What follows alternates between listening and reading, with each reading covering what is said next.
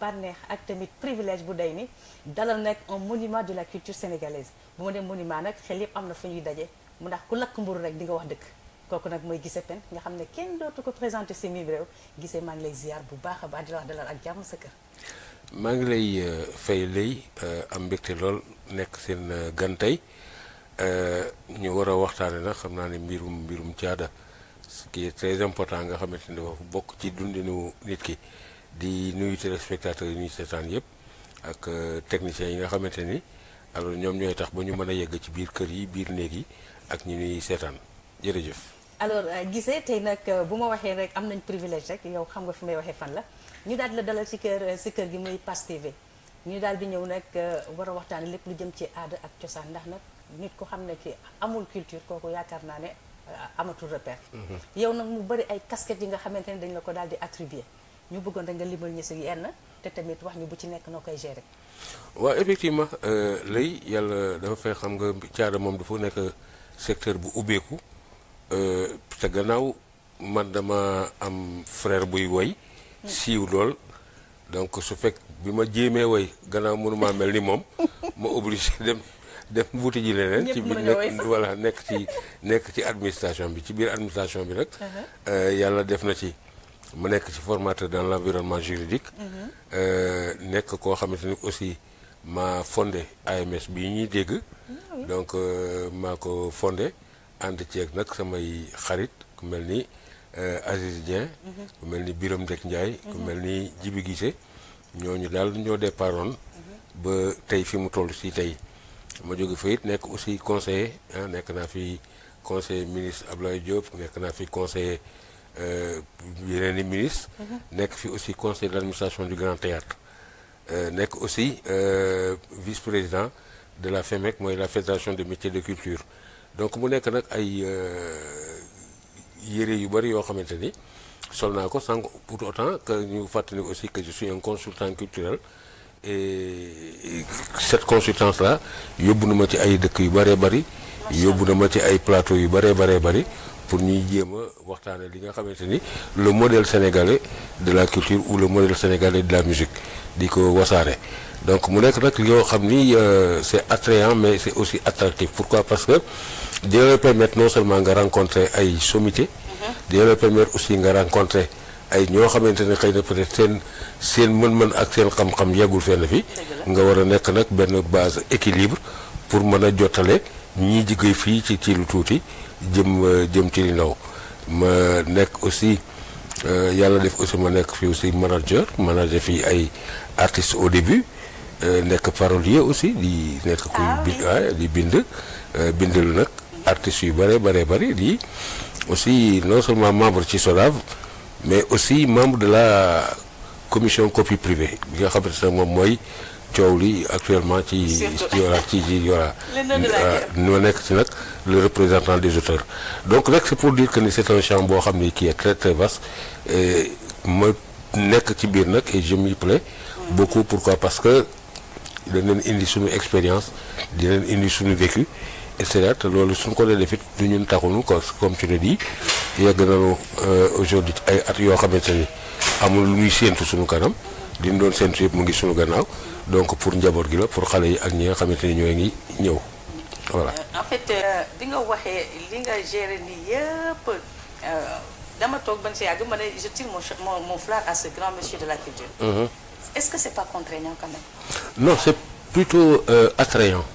Ah, c'est attrayant, c'est attractif aussi, comme j'ai eu à le dire tantôt.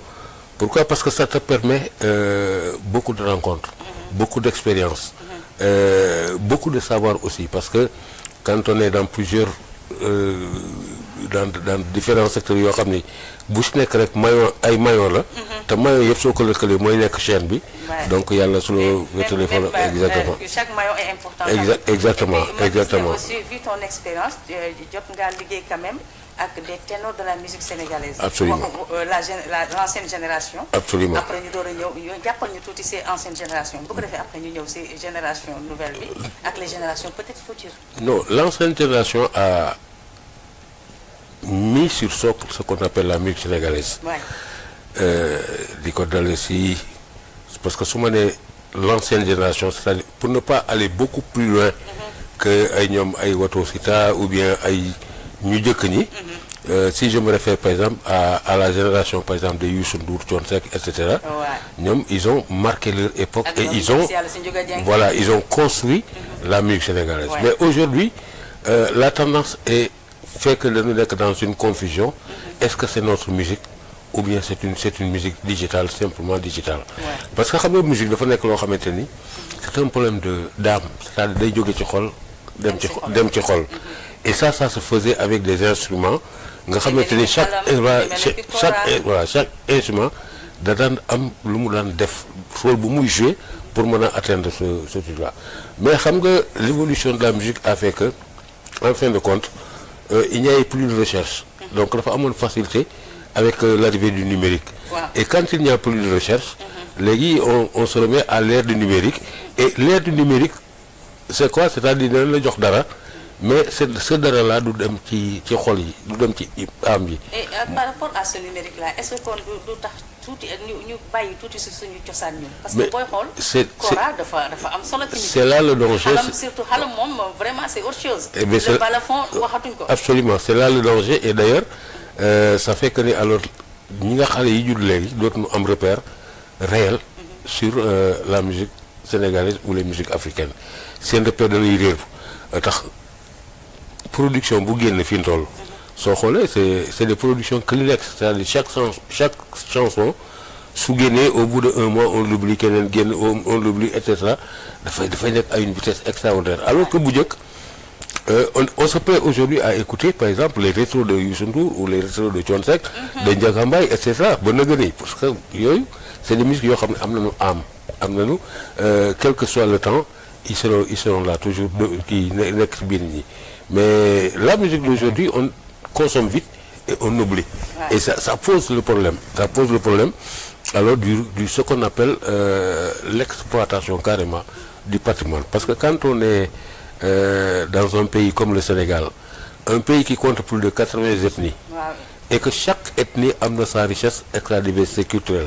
Je crois qu'il y a assez à exploiter que nekk fii di jël loo xamante ni alors c'est des samples, c'est des musiques machines, et cetera pour poser des voix. C'est facile, ça part vite, mais ça passe vite aussi. Et que je crois qu'on a intérêt maintenant à revenir à ce qu'on appelle la musique de groupe, que les instruments ñu mën di exprimer wu. Voilà, comme ni soo tegee Super Étoile da ngay gis tous les musiciens dañuy toog jouer mu nekk quelque chose de live atteindre suñu âme yi. Et c'est valable pour les hommes en fait. Ñooñu ils ont fait leur travail et ils ne changeront pas parce que quelle que soit l'avancée aussi de la technologie ñoom ils restent toujours dans leur constance pour dire que ñoom ils font de la musique. ñi nag génération bi nag c'est bien ce qu'ils font parce que ça leur permet de vivre, ça leur permet d'avoir un nom, mais ce serait aussi bien de revenir à l'orthodoxie et de savoir que la musique c'est un problème d'âme. Est-ce que kon nag gisoo ne par exemple par rapport à l'état actuel de la musique ñu delluwaat comme dañu doon def bu njëkk ba par exemple def ay ensemble instrumental au niveau du Grand Théâtre, au niveau de Daniel Sorano, parce que loolu dañu ko daan def mu neex si xol yi dugg si xol te loolu ba léegi mu ngi des. La preuve est que soo tegee musique traditionnelle wala nga def rétro tu le sens vraiment. Absolument. Donc des instruments qui parlent, qui te berce. Donc loolu dafa am solo ci culture. Mais c'est extrêmement important parce que comme ni nga ko waxee l'exploitation du folklore sénégalais, je crois que c'est une richesse. Mais cette exploitation ne peut se faire sans ñi nga xamante ni ñoom ñoo yor le rôle régalien de la de préservation du patrimoine, c'est l'État. Et l'État ne met plus pratiquement d'argent dans ça. Et ça pose problème. Parce que bu njëkk da nga daan dégg waxuma la Sorano mais ensemble de Thiès waa Louga yi fii chaque région chaque dëkk amoon nañu seen troupe seen benn ensemble boo xamante ni au moins qui brillait qui s'exprimait, qui voyageait le cercle de la jeunesse de Louga ban dëkk la demul ensemble traditionnel bu Thiès bi ay ñoom na koy jéeri ay Ndeye Seck signature ay Jokko Dieng et cetera ñooñu qu'est-ce qu'ils n'ont pas fait. Et Sorano en était l'illustration. Mais aujourd'hui avec l'arrivée du Grand Théâtre, par exemple le Grand Théâtre, je crois que son contenu, c'est-à-dire le contenu du Grand Théâtre n'est pas encore défini parce que soo xoolee à la base le grand théâtre dafa waroon a nekk ce qu'on appelle benn incubateur. Un incubateur boo xamante ni pour projeter des idées, pour faire de la formation, pour faire du théâtre, etc. Mais il y a une confusion telle que dans le contenu du grand théâtre, que le grand théâtre ne se limite maintenant qu'à du spectacle yoo xamante ni payant. Il faut que nit ñi def voilà ce qui n'est pas normal. C'est-à-dire c'est pas normal que aujourd'hui on utilise le grand théâtre pour des spectacles payants. C'est-à-dire di fay nit ñi ñëw jël salle bi dafa seen anniversaire et cetera et cetera. Le grand théâtre est une structure boo xamante ni qui dépend du ministère de la culture, donc de l'État, qui a ses subventions. su amee subvention am na donc des moyens de vie. léegi l'artiste bi ñëw di fay ay 4 millions 3 millions 5 millions et cetera léegi cet argent là va où et comment faire. Donc ça pose problème. Donc il faut que ñu redéfinir encore le contenu du grand théâtre, et même dans l'énoncé dans le nom du grand théâtre national Doudou Ndiaye Coumba Rose, moi j'ai un peu problème. J'ai un peu problème parce que on aurait pu dire par exemple la salle de spectacle Doudou Ndiaye Coumba Rose, mais le grand théâtre national devait rester tel, ou bien nga xamante ni dañuy seet par exemple ñi nga xamante ni ils sont dans le théâtre. Dans le théâtre. Il y a eu des légendes du théâtre. ñu mel ni ay Doura Mané, ñu mel ni ay Omar Seck, et cetera. Puisqu'on parle de grand théâtre, au moins qu'on leur attribue ça. Voilà, ça c'est le. Mais la salle de spectacle peut être la salle Doudou Ndiaye Coumba Rose. Il y a bien d'autres salles ci biir. bu saal bu si nekk ñu am ñoo xam ne ñu ko tuddee donc mais xam nga voilà xam nga mais les politiques dañuy jékki-jékki rek mbir def dara sans pour autant que ñu voilà mu ngi mel ni mais c'est ça c'est comme par exemple les noms dans les stades de football. Le football aux footballeurs. Mais Ablaye Wade, le stade Ablaye Wade ou bien stade tel on aurait pu dire par exemple le stade un grand sportif comme ni Bokandé qui est parti par exemple, il mérite au moins que ñu tuddee ko benn stade, et c'est ça. Ñi nga xamante ils sont dans la littérature ou dans la culture ñu tuddee leen des trucs voilà ñu tuddee leen ay des trucs de trucs voilà. Donc ça c'est les choses yoo xam ne mais xam nga ce qu'on appelle rek mooy la politique des fois dafa lay yóbbu ci loo xamante ne bon on applaudit mais quand même on peut mieux faire encore.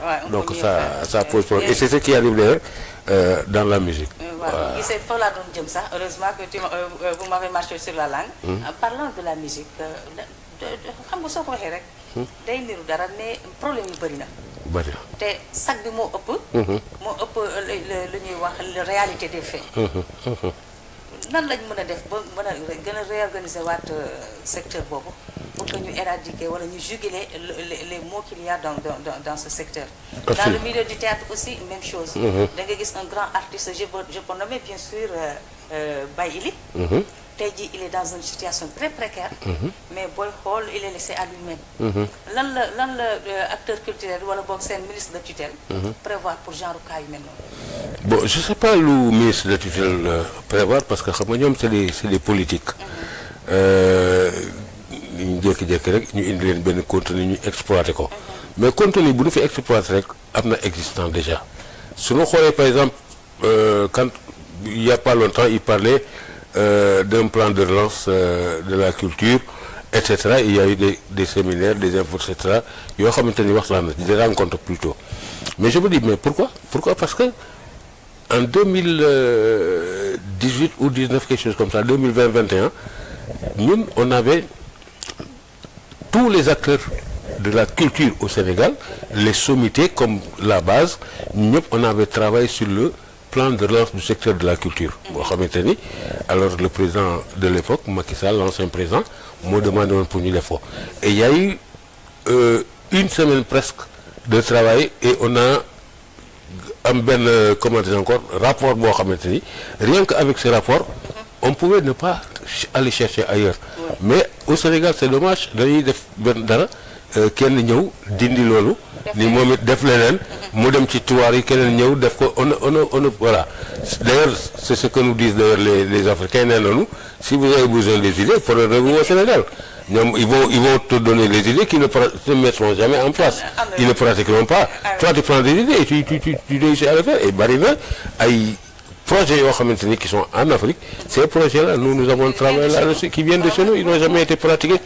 Donc ce qui veut dire que il faut qu'il y ait une concertation sérieuse entre les acteurs culturels et l'État, parce que kenn mënul la defal nit ki état lu mu xarañ mënul gën a xam acteurs culturels yi li ñu bëgg li nga xamante ni mooy seen métier daan waxtaan ak ñun ñu ne nangam la lii la ñu bëgg état rôle am lan la gunge laajuñu ko leen accompagner nous pour que ñu mën a réaliser su dee expertise am nañ ko su dee xam-xam am nañ ko su dee expérience am nañ ko su dee métier am nañ ko yéen gannaaw ni ngeen ni vous êtes comment dire que l'État son rôle moom mooy de faire que tous les secteurs yoo xamante ne rek ñu ngi ci dëkk bi au moins secteur bu si nekk mu mën a dox donc ils n'ont qu'à ce n'est pas la du ñoom ñoo war a jël ay décision dañ ko war a waxtaane ak ni ñi leen lii la ñu bëgg ñu def ko voilà parce que docteur sax mu laa faj xaalis dinañ leen looy jot. waaw mais il faut aussi que les acteurs yu mel ni yow aussi soient présents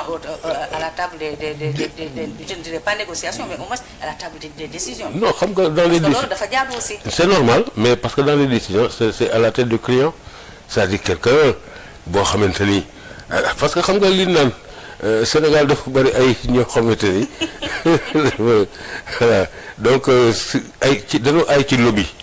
voilà dañu ay ci lobby ils sont toujours présents partout tous les jours ñoom ngay gis et cetera ñu yaakaar ni ñoom la te du ñoom c'est ça la réalité il y a de grandes personnalités yoo xamante ne ñu ngi suuf di liggéey yu mucc ayib di ko liggéeyal fii di ko liggéeyal bitim réew def